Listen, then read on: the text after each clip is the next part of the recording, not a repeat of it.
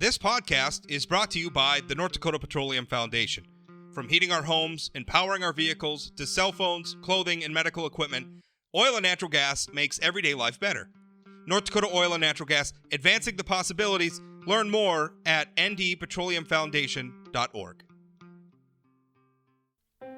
In addition to recording this podcast, I also write newspaper columns, and this Christmas season, you can give the gift of news and get a special deal subscribing to the publications I publish in. That's the Fargo Forum, Grand Forks Herald, Jamestown Sun, one low price, you get them all. Gift the news, call Santa's hotline at 800-274-5445 and give an annual news subscription for 50% off this holiday season. It's the perfect gift to keep anyone on your list informed. Simply call 800-274-5445 to give the gift of news.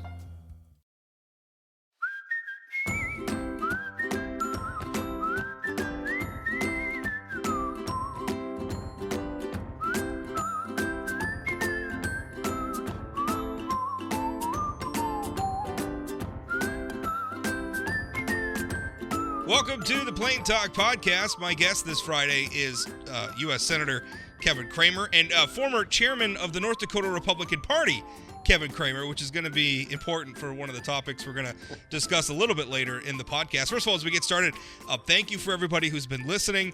I watch the stats for this show obsessively, as you might, because I'm a very vain person, and also it's important. And lots of downloads every episode, thousands of downloads actually every episode, which is just fantastic. Cool. And I'm noticing a shift too in people from like just streaming it in their web browser or whatever to actually subscribing via a podcasting platform, which is the way I would prefer you to interact with this show, because it means every time I put up a new episode, you get a notification on your phone or something, and then hopefully you'll continue to listen. But anyway, if you think about it and you're listening that way, you're just streaming this in your web browser or something, consider subscribing. But really appreciate all the support and everything else. Now let's get to our guest, Senator Kevin Cramer. Kevin, how are you?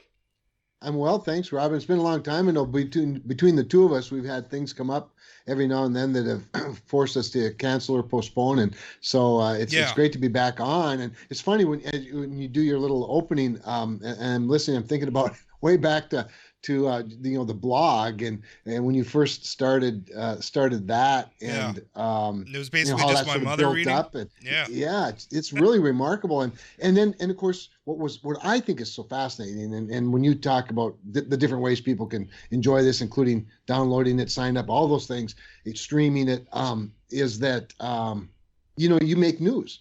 You don't make news necessarily, but whoever you have on might make some news.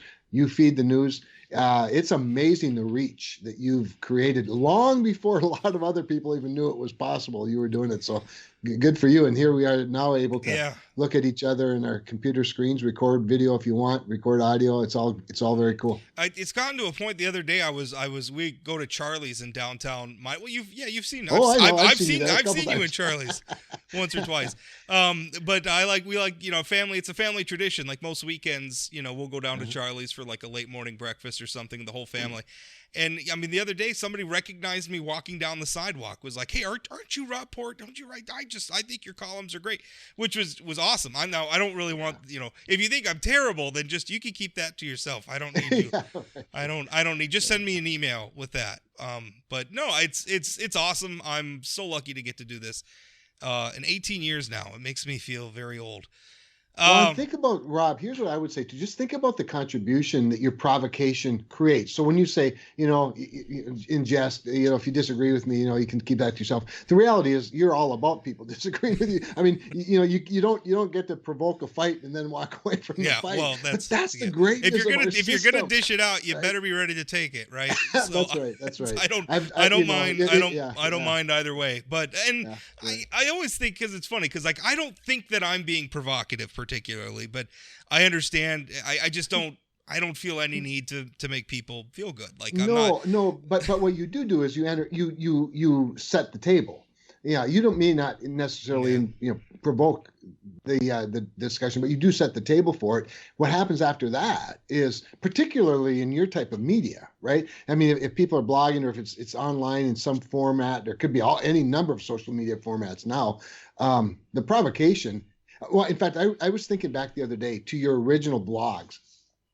You'd have this wonderful blog, and then if you're a politician and you're thin-skinned, and you might say, hey, this was a great post by Rob, and then you start reading the comments, you go, oh crap.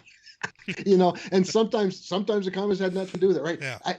My point only being is that that's the greatness of our great, wonderful First Amendment, and why it's so precious, and why we don't want it abused on the one hand. On the other hand, we also don't want it overly regulated, because that's what freedom's all about, right? That's forced a lot of tough decisions on us. It like has. on one hand, I really struggle with some of the stuff I see.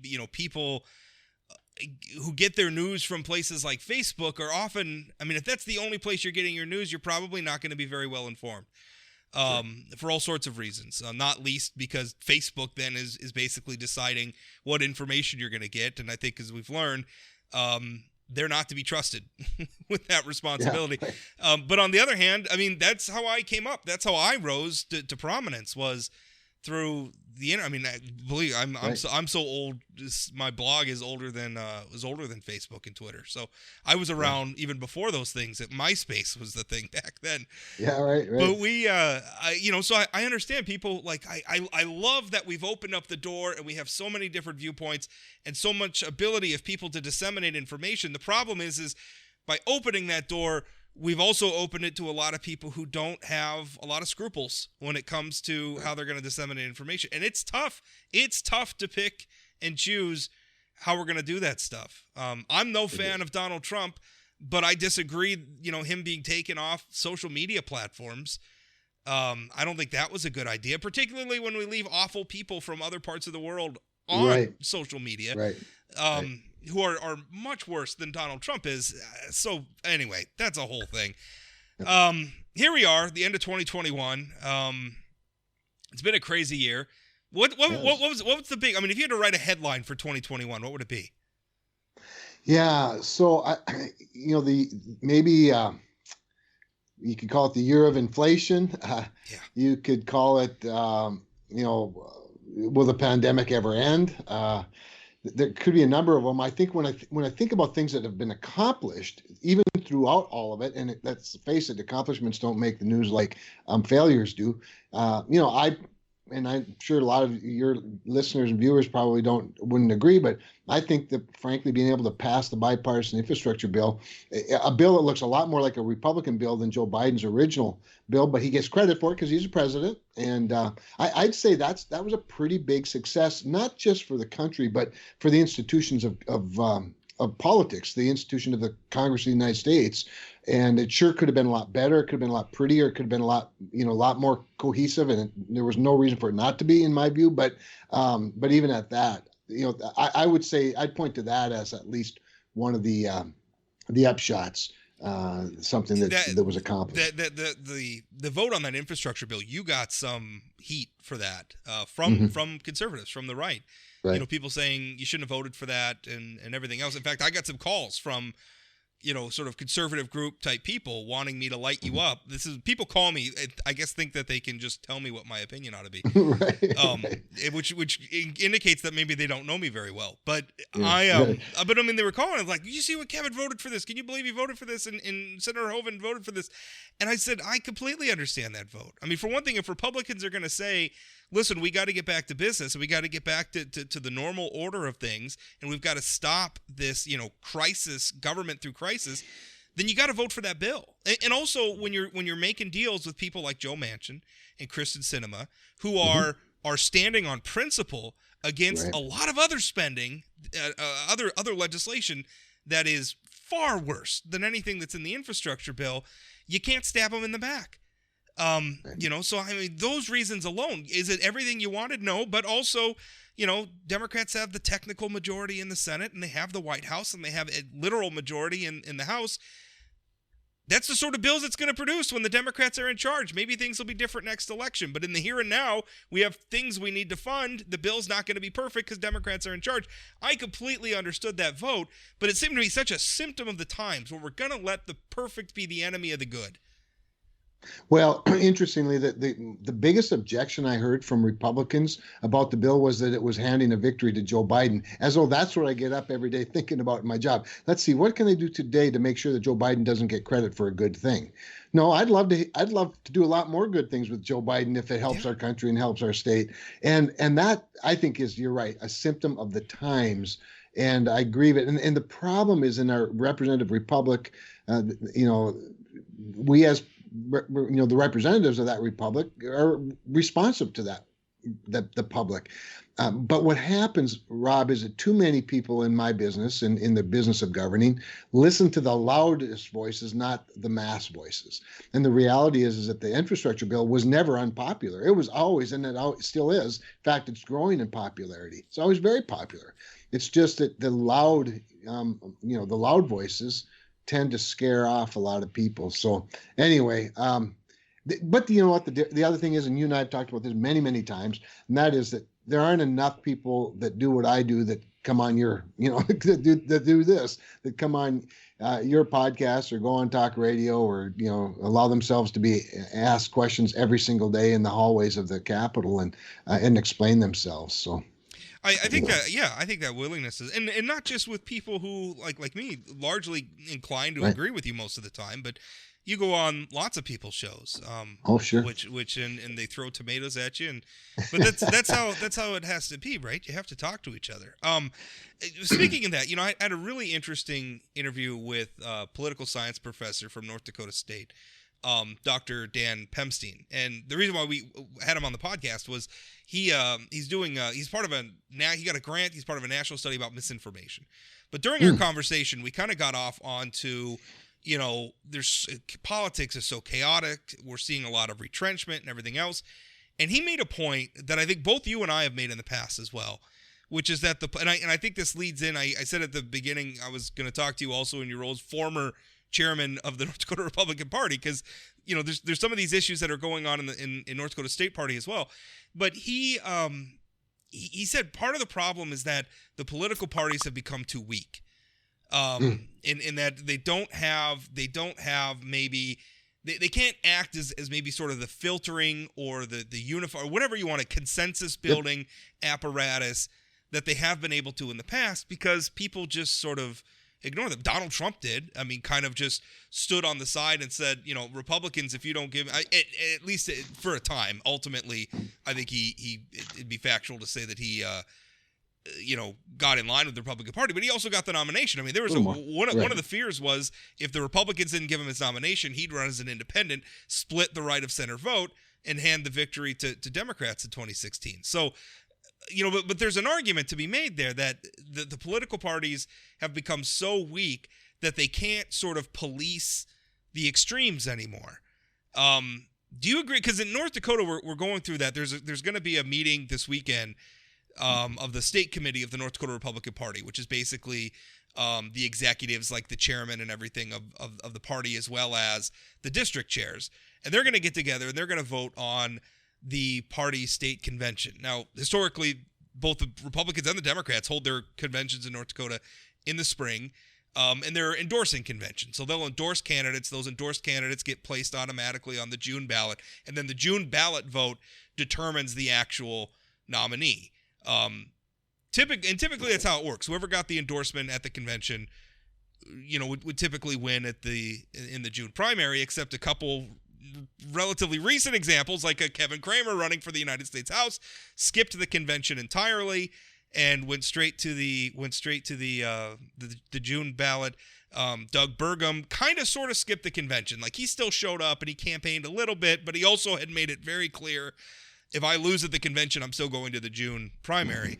So, I mean, both of those, you can say skip the election. I think, so now the party is considering, well, maybe we're going to take the convention and it's not going to be, we're going to hold it after the primary, and we're not even going to bother to endorse candidates. We're going to let the primary decide it, and then we'll hold the convention after the primary, and I guess they'll do the other party business and rally and stuff there. And I don't like that, because it just seems like complete acquiescence of the party to having control over its own candidates. I don't like that move. But as I guess somebody who has been both A, Republican Party chair, and B, a candidate who has skipped the convention, What do you see in all this, Kevin? So it's really interesting. So, Rob, in 1992, in the 1992 election, which was the election that, of course, where George Bush lost the presidency to Bill Clinton, and Ed Schaefer became only the second Republican to win the governorship in North Dakota in 32 years. And I was a chairman during that time. I was 30 years old. I actually seen a far too exclusive, in my view, Republican Party, a very old guard Republican Party that was leading to, it seemed to me, almost permanent minority status. I wanted to open the doors wide open. And I suggested going to a primary, not having an endorsing convention. Of course, I was shot. I think I was the only person that thought it was a good idea, and it got shut down quickly. I even still have a clipping, an AP clipping of the story. But I did do some things at the convention itself to open it up. I had a pro-choice and pro-life co-chairs, for example, of the resolutions committee, doing things to be more inclusive. And I think I've always tried to be very inclusive in all of my politics. And sometimes I've failed, but for the most part, I think you've often said it: you win by addition, not by subtraction.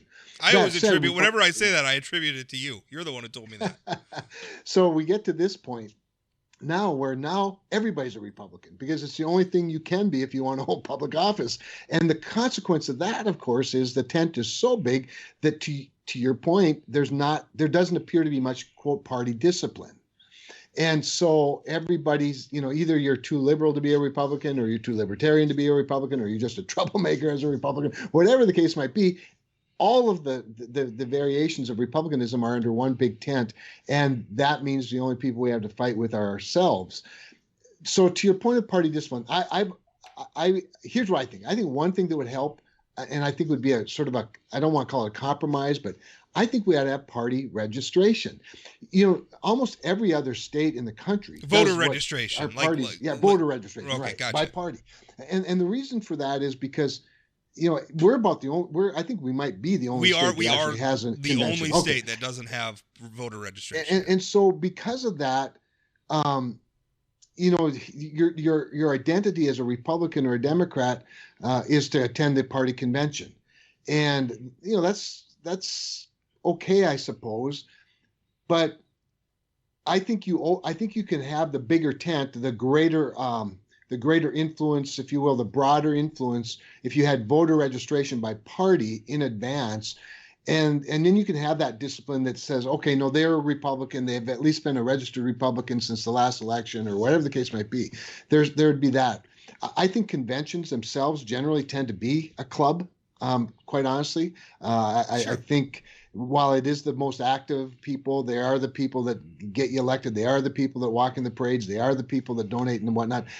Not everybody who wants to be a Republican can afford to take a weekday and a weekend off, or a couple of days and a weekend off, or afford to stay at the Holiday Inn in Minot and pay the registration and all those things. And I've never been comfortable locking people out of our convention because it costs something to be a Republican. It costs financial dollars to be a Republican. That's one of the other rule changes that they're considering this weekend is if you want to be in. Now this would just be for candidates, but currently I think you have to have like 5 district chairs sign a petition so that you could be considered for the endorsement for an office at the state convention. They're going to raise that up. I think it's like 20 now, if under the proposed rule. And then the other thing is they would pay for play, where it's if you want to be I think candidate for governor or federal office, it's $5,000, and then I think it's like $1,000 or $2,000 for other executive branch, and then like $1,000. I don't know. There's like a scale, but it's sure. I mean, it's big money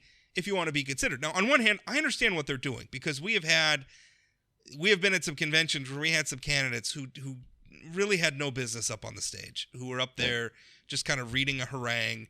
There was no way they were going to get the convention's endorsement. There was no way that they were going to get the June primary win. They weren't serious candidates, but because the barrier for entry was so low, they could get themselves up on stage and I guess serve whatever purpose they think they're serving up there. I'm with you. Like, I don't want an exclusive club, but on the other hand, I guess I want to filter, right? Like, this is serious business. This is serious business that we're doing here. There's nothing wrong with saying, we need some sort of a filter to try to make sure that the people who are getting through it are serious people, at least for candidates. Yeah, and actually, the ability to raise or have the financial resources to win a primary, to win a general election, are not unimportant. And so I think having some sort of a registration. Let me put it this way: I'd rather see candidates putting up $5,000 each to come to the convention than the delegates. The delegates. Yeah. Because otherwise, all you have is an exclusive club of rich people, and we don't have that in North Dakota, and I don't want that. We don't want that. So that's why I don't like the conventions very much. But I do think that some sort of a minimum threshold, and I think the threshold you just outlined is probably pretty minimal. I don't think that's asking too much at all. Because at the end of the day, it doesn't matter if you got to be able to win. That's the point of a party, is to help your philosophy, govern by helping people that share your philosophy win the election. The discipline, though, is also, I think, and this is where conventions, have probably a little bit of an upper hand. That would be the philosophical, what your governing philosophy credentials. And who is the arbiter of those credentials? How do you prevent somebody who is nowhere near a Republican, nor doesn't share our views or values whatsoever, from becoming quote a Republican? But you know what? The great thing about our system of self-governance is just how unique and exceptional that is. It's not perfect. There are going to be little bumps along the way, obviously. And every now and then there's going to be a mistake made and the wrong person is going to get elected. You occasionally hear about the accidental senator, but it usually happens at the district. There was I'm not going to name him because I don't want to embarrass him, but there was a member of the North Dakota House from Minot who basically became a legislative candidate because he showed up to a meeting, and they were so desperate for a candidate. They said, "You're in, you're running," and he ended up becoming a member of the North Dakota House of Representatives for a couple of cycles. That's how you get on the church council. Yeah, that's right. Yeah, you showed up. You don't show up. You made the mistake you of don't showing show up up. to the meeting. Yeah. I guess that's another way, that old quote, "We're governed by those who show up." Like, sometimes just because they're the only ones in the room, right? It's really true. It's really true. So I think it's really interesting because there is a retrenchment going on I think across American society. Some of it's pandemic, some of it's, I think, driven by the Trump era. But I mean, there's a lot of people out there who are saying, I think I wrote a column a couple of months back that was, what does conservatism stand for now? I mean, what are we all trying to do? Because I'm looking and I'm seeing so many different factions working at cross purposes within the party, and that's what I'd like, is we got to at least try to agree on some things. Like we, it's hard. Like we don't want to be exclusive and say you can only be a Republican if you believe this, because that's like a litmus test, and that's problematic. But on the other hand, we do need some of the boats going in the same direction. Right? I mean, we need some sort of a direction to go in, and sometimes I'm looking at Republicans these days, and I'm struggling to find the direction that we're pointing in. Well, some of it right now, of course, is hard to find because we're on defense, and so what you see is an obstructionist sort of message, and that's not unimportant either, because when you have somebody like Joe Biden trying to do to this country what he's trying to do, and that is cradle to grave government oversight of your personal life. Including paying for everything and making sure that that whether it's pre-K or your child care or your elementary school or your college or high school, all teaches what he wants you to teach. That's where we are. And so stopping that, like this Build Back Better plan, otherwise known as Build Back Broke plan, it's really important that we stand against that. And that can be an agenda, right? Sure. But on the other hand, you're right. The Trump era has been interesting, and I don't necessarily share a lot of President Trump's views on some things, but his populism, I think you and I have talked about this before, but his sort of America First populism resonated with a lot of people who weren't as conservative, who aren't as conservative as some, but also with some people who are very conservative and have come to, I think, a realization that, gosh, this globalism has had an impact on our access to things like food and energy and pharmaceuticals and the supply chain, and we've seen all that. So he was I shouldn't say he was way ahead of his time, but he tapped into something right? No question about it. That was something. I mean, as as outspoken a critic of Donald Trump as I am, and that's putting it mildly, because I do not like the man. His time in office woke me up to China and some of the things, and we're starting. I think now that we're talking about it, we're starting to see just how deep those tentacles run. When we can't, like, the NBA is afraid of being critical of China. They're doing censorship. They're disappearing athletes, and everybody's just kind of shrugging their shoulders because we get cheap products from there that are often built with slave labor. Do we feel good about that as a country? We shouldn't. Nope. So, I think a lot of that stuff is important, and I'm glad we're having that shift. But on the other hand, and let's talk about this, because we have the January 6th commission that's going on, and they're looking at, we have Jim Jordan and his text, we have Mark Meadows, former chief of staff for Donald Trump, and some of the messages coming from Fox News hosts. You've been a Donald Trump supporter from early on. Does any of that stuff give you pause? Some of the stuff you're learning? I mean, as you're learning about these things, how are you reacting to it? So I actually, with regard to the text messages, and I know Jim Jordan pretty well. I see him pretty regularly. I know Mark Meadows even better. He and I were classmates in the House and remain friends to this day and communicate pretty regularly. I think the text messages have been very revealing, and I think in many respects have demonstrated that there were a lot of people close to Donald Trump on January 6th wanting him to call this thing off much, much quicker. And don't get me wrong, I don't for a minute believe that he has a strategy, and they're not, as you know, they're trying to prove that somehow he was pulling all the strings. It was clear by those text messages that he wasn't, that in fact the people closest to him were trying to get him to make a statement quicker. But Donald Trump has a hard time calling off people who are supporting him. You know what I mean?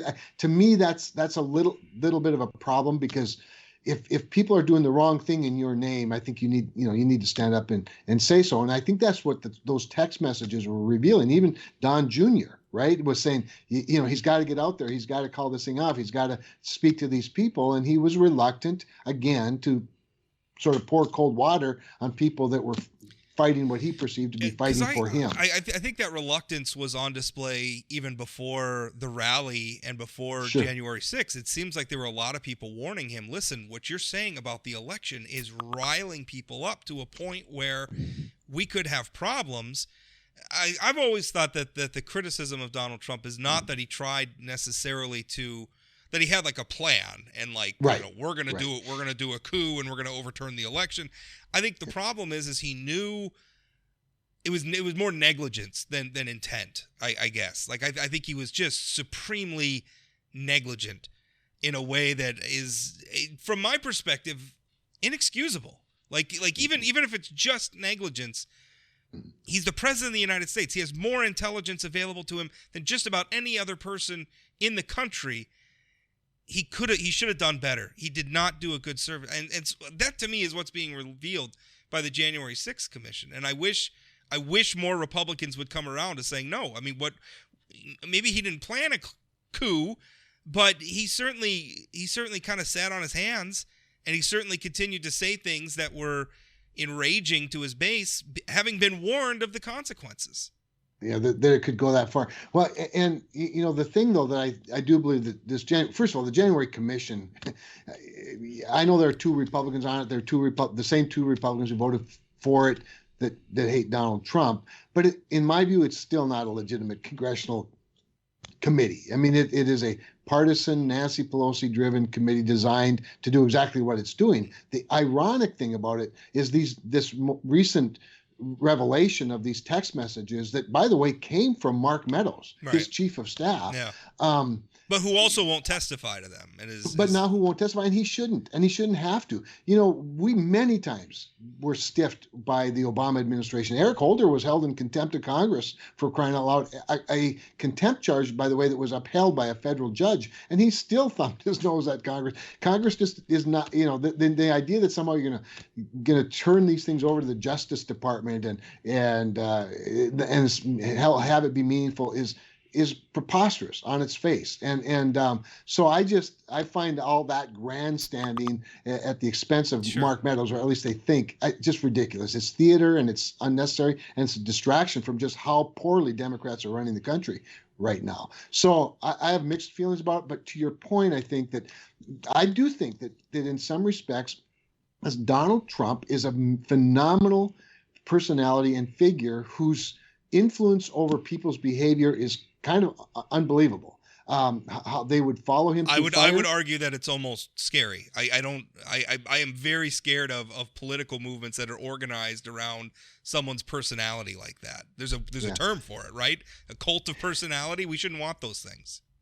Well, he does have a big personality, and there's no question that. But part of that, the legitimacy of that, is that because of his authenticity, that is to say, because he's so bold, because he leads so hard with his chin, there are a whole bunch of people who have felt neglected by their leadership and by their government over the last several decades who have came to the realization, here's a guy he's going to walk through fire for us, and we're going to walk through fire for him. And that's a bad on a whole bunch of people. That's a bad reflection on really decades, I think, of sort of passive leadership. So all of that said, you talk about a retrenching, and I think you're exactly right. I think we've got to demonstrate, a little less of that somehow. I don't know how that happens. Rob, I think that, the split in the media, the lack of discipline at places like CNN and MSNBC and, Fox News with a primetime lineup that is just one angry person after another angry person. You really do end up with entertainment, conservative and liberal entertainers rather than media that can be trusted with facts. And I think that's one of our the real downfalls right now in this country. There's a lot of discussions in the company I work for, Forum Communications, which is by far the largest news media organization in North Dakota, in our region. And one thing that I think is very important is we need to draw a distinct. People tend to view the media as being monolithic, and I don't think that's fair. What we're doing in North Dakota really doesn't have any bearing on what CNN and Fox News and MSNBC and the rest of them are doing. It's a different level, and I wish that I could get in an official way, not just some Yahoo columnist writing about it, which I've done, but like editors and publishers to stand up. And when something like the Chris Cuomo story happens, where it turns out he was advising his brother and using his journalistic contacts to, sort of run spin control for his brother, we got to talk about that locally. Even though it's not really tied to North Dakota, we're still on the hook for it. Local media is still on the hook for it. So, a lot of there's so many things that got to get fixed. There's so much distrust everywhere, and I've always preached skepticism in government, but there's one thing: if you start being skeptical of everything or not trusting anything, that becomes nihilism, right? And that's not good for anybody. No question. Abraham Lincoln, who's one of my favorite historical figures in terms of American politics, to me, he's more intriguing even than George Washington. And George Washington is a pretty intriguing political figure. But he gave a speech when he was in his 20s. I want to say he was like 26 or 27, to a local men's group in Illinois, someplace it's called his Lyceum speech, where he talks about the preservation of the political institutions of America. And I haven't read it in some time, but he talks about kind of what you're talking about, that sure, there's reason to be skeptical. You always ought to be skeptical, but you also have to ultimately trust the institutions, the political institutions of this country, lest mobs rule. Imagine writing that way back when Abraham Lincoln was not even, I think he was a young lawyer at the time. I think this might have been a legal organization he was giving it to. So you're exactly right. At some point, you have to have some trust. And healthy skepticism is one thing. Complete distrust is damaging. Well, that's in the things he wrote there. I mean, he's in a lot of ways echoing what the founders themselves wrote. You go back and you read the Federalist Papers about why we didn't set up a direct democracy in the United States, is because we wanted to avoid the whims of the mob. Instead, we elect representatives, and they go off and they govern for a term, and then we have another election, and the voters can say, is it good, was it bad, up or down, and life goes on. There's always another election looming. Speaking of which, Build Back Better sounds like next year, if ever. If ever. So, Build Back Better is one of those things. I like to refer to it as a pile of garbage that every day it lays around, it stinks more and more. And so, delaying this thing now till at least next year means it's going to be less popular in January than it is in December. And I just don't think it ever gets popular enough. But that doesn't mean that, given party discipline on the Democratic side, that at some point, they get something that Joe Manchin's willing to vote for. But you just can't watch this, 7% inflation and knowing, by the way, that it's not going down anytime soon. And you see that they want to add several billion more dollars, trillions of more dollars over the course of 10 years, and think it's not going to have a negative impact on inflation. In fact, in this environment where you have an incredible expansion of our economy, it becomes even unnecessary, in my view, unless, of course, you want to fundamentally change our country. And it's funny, Rob, you talk about, sort of the changing in philosophies. I mean, a year ago, people thought, for the most part, all of these things were a really good idea. And then now it's completely reversed in polling, where all the same ideas are really bad ideas. Well, I think it was a good idea to a point. I mean, I think when we were in the throes of the pandemic, giving people a boost, the PPP program was about trying to keep people in their jobs. And so hopefully we could get past the lockdowns, and they wouldn't have to fall onto these other safety net programs like food stamps or unemployment benefits or whatever. If we could keep them in their jobs with their benefit, that'd be a good thing. So, I mean, to a point, but now we're to a point where we're just pouring more and more money into the economy. We're completely unshackled from the idea that eventually there's a bill due. It's not just free money that we can invent, even though that's kind of what we're doing, I guess. But so inflation. Often the electorate can be accused of being apathetic, right? They might engage on the few issues that are important to them, but they're not really following. A lot of times, Americans have it so good. We in a lot of ways have become victims of our own success, where we have this wealth of entertainment options. Our society is stable. Our schools are generally pretty good. As much of the news media maybe tries to convince us that everything's terrible, things have been good in America for a very long time compared to the rest of human history. And because of that, we don't participate in politics seriously, or we don't. It's all kind of a joke or a soap opera, or it's entertainment. But inflation is something that really brings things home, right? Everybody's feeling it, right? Every time I shop at the grocery store, it's not some pie in the sky thing that Neil Cavuto's talking about in the afternoon.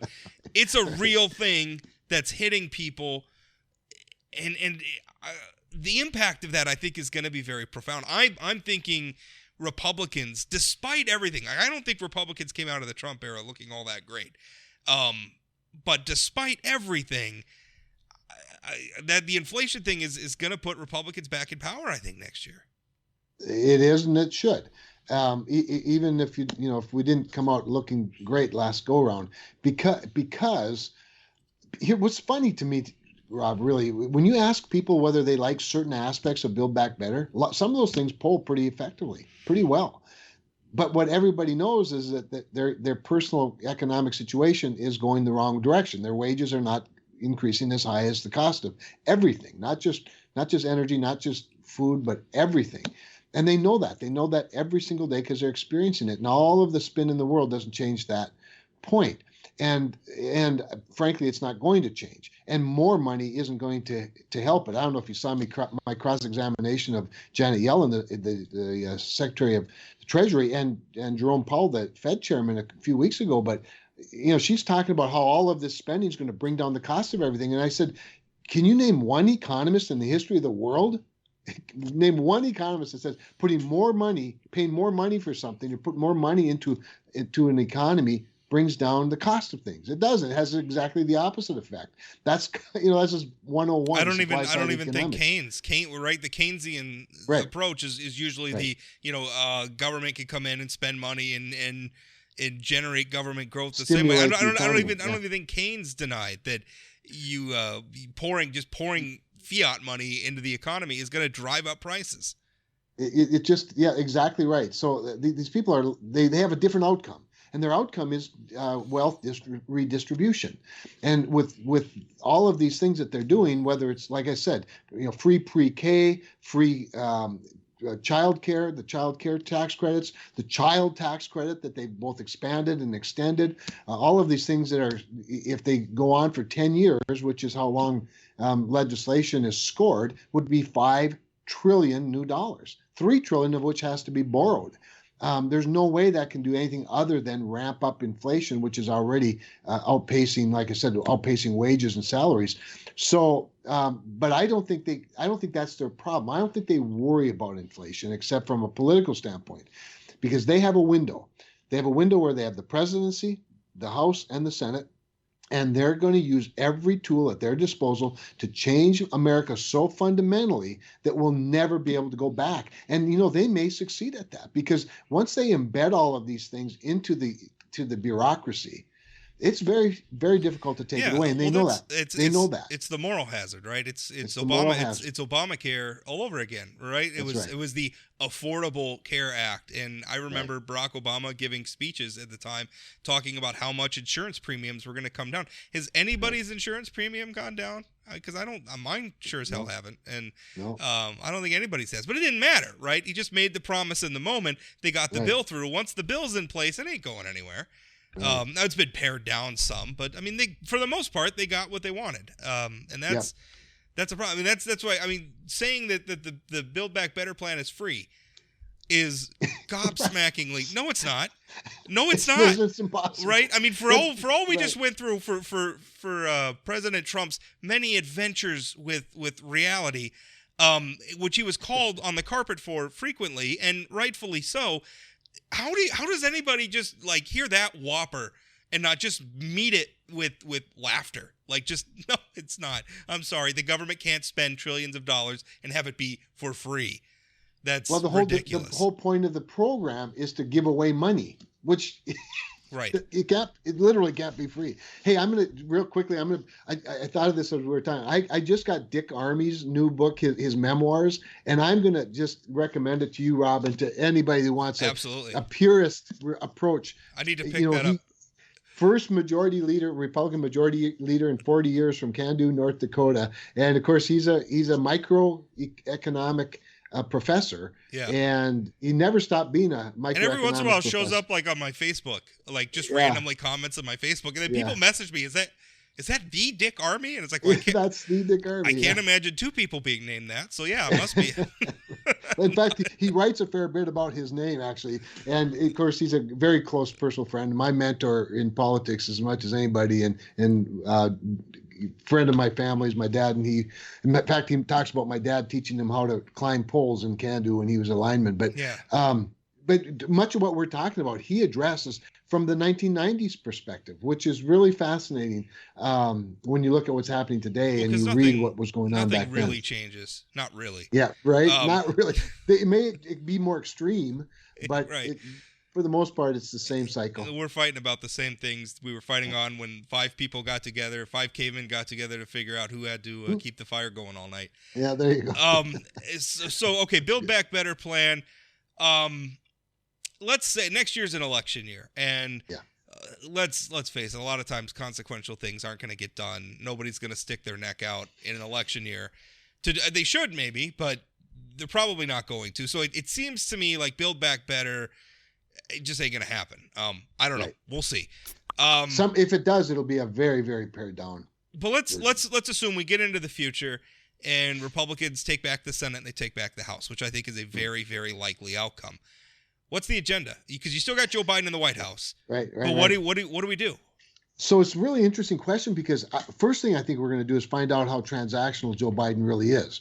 I hope he's very transactional. See, I kind of think he is. That's the thing I actually liked about the Clintons more than I liked about Barack Obama. And I have a lot of respect for Barack Obama as a person, but he was a true believer.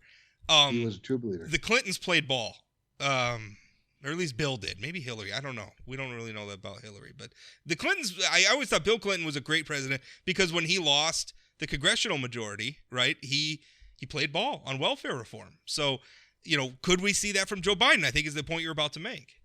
So when you pick up Dick's book, you're going to read a lot about it because, of course, he was the majority leader through welfare reform, the Balanced Budget Act, and he worked very closely with Bill Clinton. And I'll just give you this little teaser. One of the things that Dick writes about in the book is that he wishes he would have calculated Bill Clinton's seriousness more effectively. And I'm paraphrasing a little bit, but he said that Bill Clinton was a deeper person than he gave him credit for at the time, and even considering that they balanced the budget and did welfare reform with him.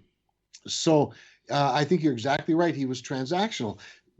So here's what Mitch McConnell has said many times about Joe Biden, and he might have even written it in his memoirs. I've read them. It's been some time now, but Joe Biden is an affable guy. He's a transactional guy. He's a pragmatic guy, but he's not a moderate.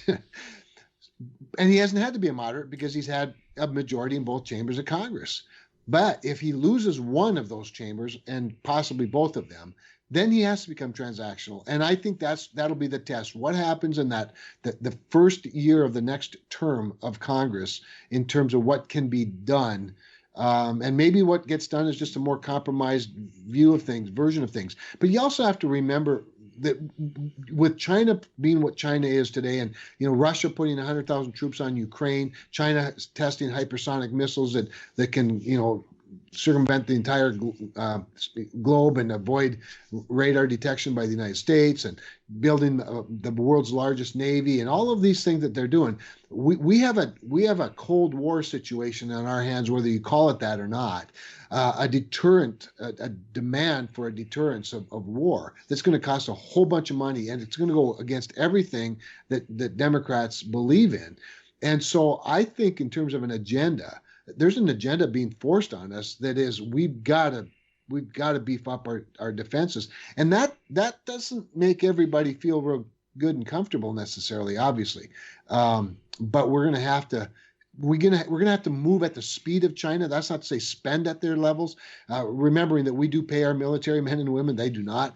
We're also not a dictatorship, so we don't no single person in the American government can just dictate. Not even the president can just. That's right. We have a process. Democracy is slow and difficult.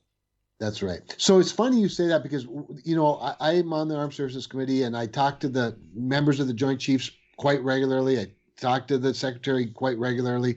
We'll be in Minot, in fact, next week with the Secretary. The reality is we do have this slow, clumsy, wonderful system. However, the people besides the 4-star generals that I talk the most to are the acquisition folks in every branch and in every service, and the R&D folks, particularly now with the Space Force that I've helped stand up.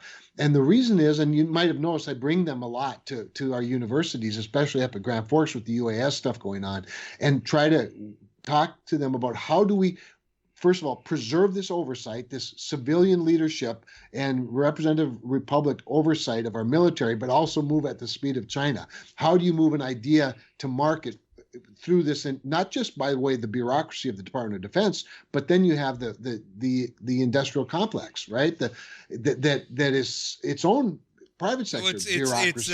It's really a variation on what we're going through with the economic side. We always thought that we could just launch or tie our free trade generally free trade economy to free market economy, to China's top down command economy, and that ours would rub off on them and they would moderate. And no, they used ours as a fuel cell to continue their authoritarianism. So it's a problem economically, diplomatically, military wise. It's a problem across the board. For sure it is, and that's why we've got to, like I said, we've got to do it better. But here's the one promise I always make to, whether it's a secretary or an undersecretary or a acquisitions officer or R&D head of R&D. I always tell them, here's what I want you to do. I want you to function more like private business. I want you to, seek more good ideas from beyond the 5 biggest military contractors in the world. I want you to use our university system and think tanks, and I want you to move things quickly along. And here's what I also promise you in return. I promise you I won't be the guy that berates you in an Armed Services Committee hearing the first time something goes wrong. because that's the problem. If you're gonna hold them accountable, you have to have their backs as well, and doesn't mean you don't call out blatant negligence or corruption.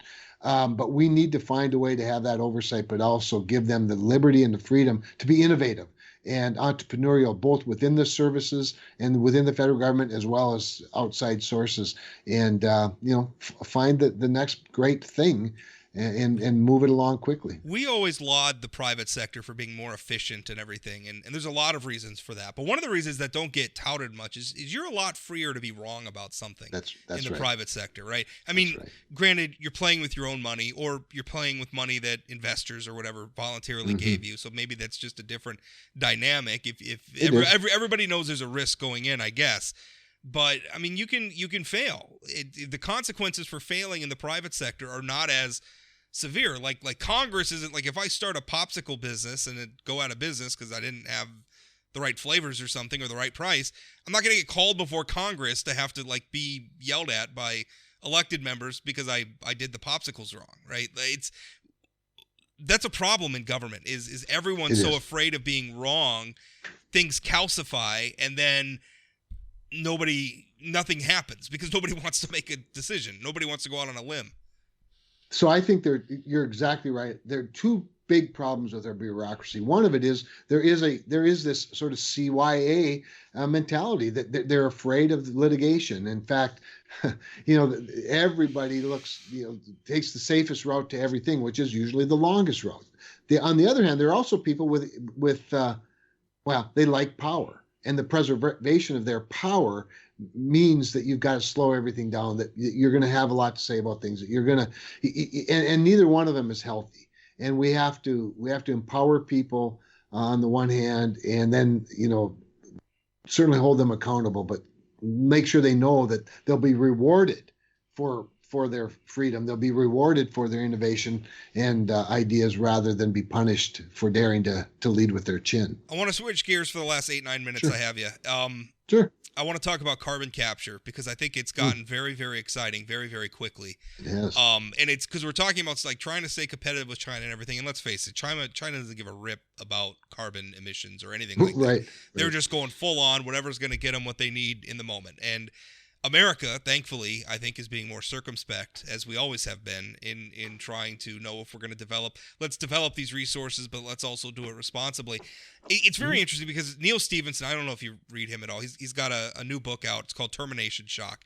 He's a brilliant guy, futurist. He wrote Cryptonomicon, which sort of foreshadowed cryptocurrency. He wrote Snow Crash, the metaverse that Facebook's talking about, that was his. So this is a futurist. This is a smart guy. And this latest book is about climate change, and it's about geoengineering, where this Texas billionaire kind of just goes and says, I'm going to do something about it. So he devises a way to shoot sulfur up into the upper reaches and as a way of cooling the earth to make room so that we could start to develop carbon capture. And the interesting thing in the book is there's this dynamic between the environmentalists who don't want to do geoengineering, right? They want to just have people, everybody has to ride bicycles or whatever, and we're not going to do any of this stuff.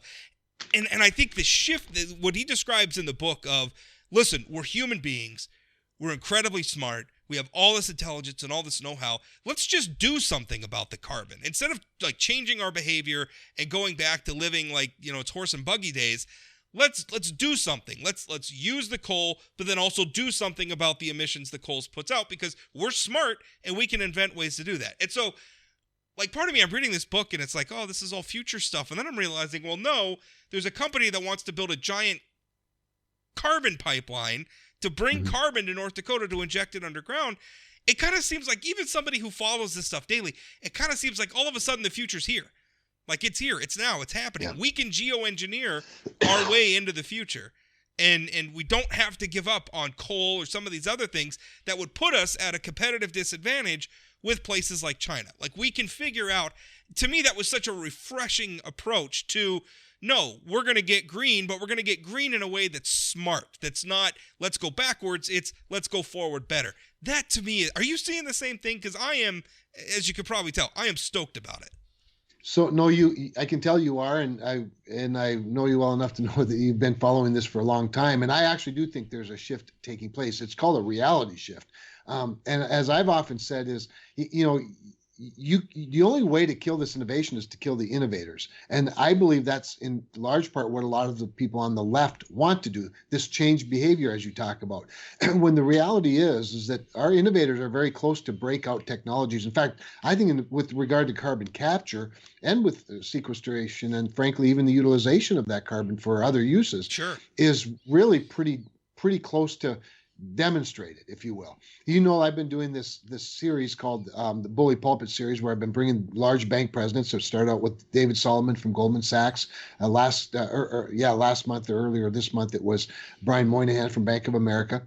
I've been bringing them to North Dakota, doing these town hall style meetings with people that have carbon capture projects, as well as others, hydrogen and other projects that are using the fossil fuels, but in a cleaner way.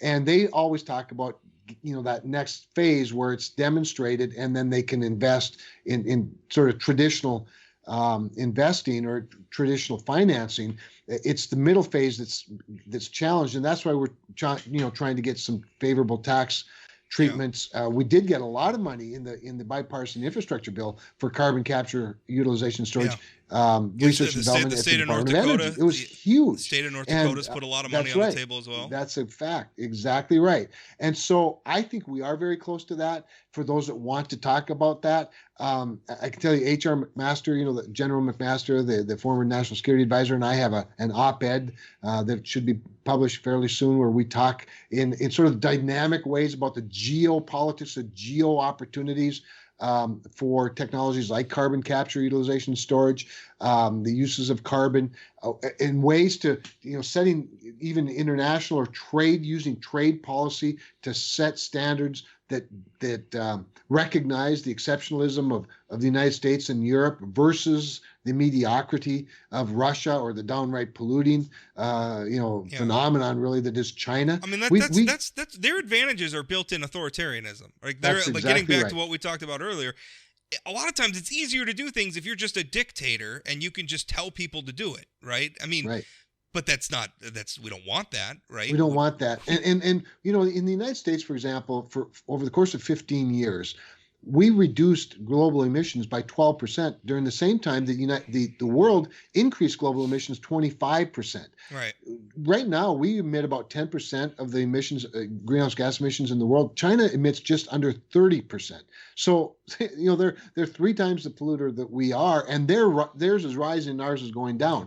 There should be a consequence to that for China, and there's not. They're rewarded for it, especially when you have somebody like John Kerry, the climate czar, that runs to our allies, particularly in Japan and Asia, and say, don't buy your energy from the United States. Don't buy their liquid natural gas. Buy it from Vladimir Putin.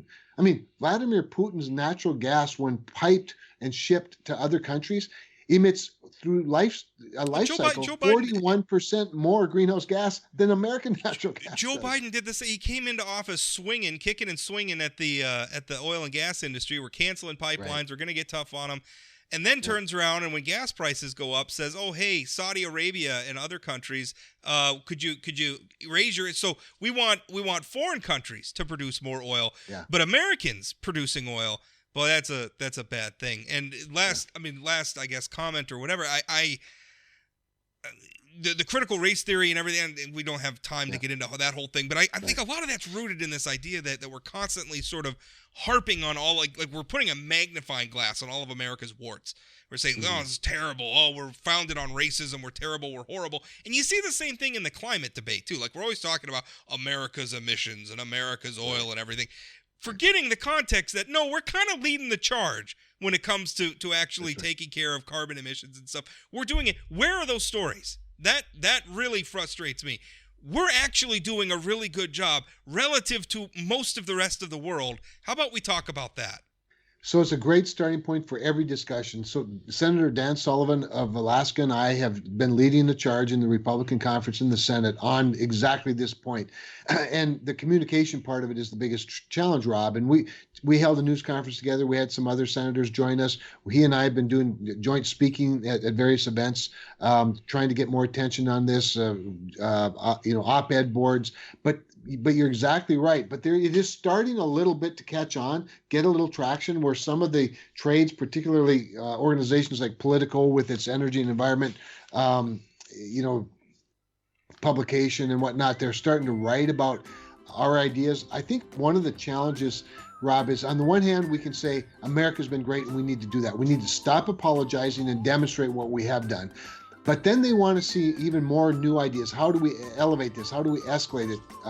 And I think the carbon capture piece that you talk about, it's the one thing that catches the imagination of the financiers when I talk to them more than any other thing. So, you keep telling the story. I'm going to keep telling the story. We know that North Dakota, frankly, probably does it better than maybe anybody in the world, quite honestly, on carbon capture. One way or the other, reality is going to oppose itself on it us. Is. So either we're gonna prepare for that, or the lights are going out. Or the lights are going out. That's right. Yeah. Kevin, thanks for your time. I appreciate. You promised me an hour. You gave me an hour. Man of your word. I appreciate it. I always appreciate the opportunity. Thanks, Rob. Have a Merry Christmas. Same to you.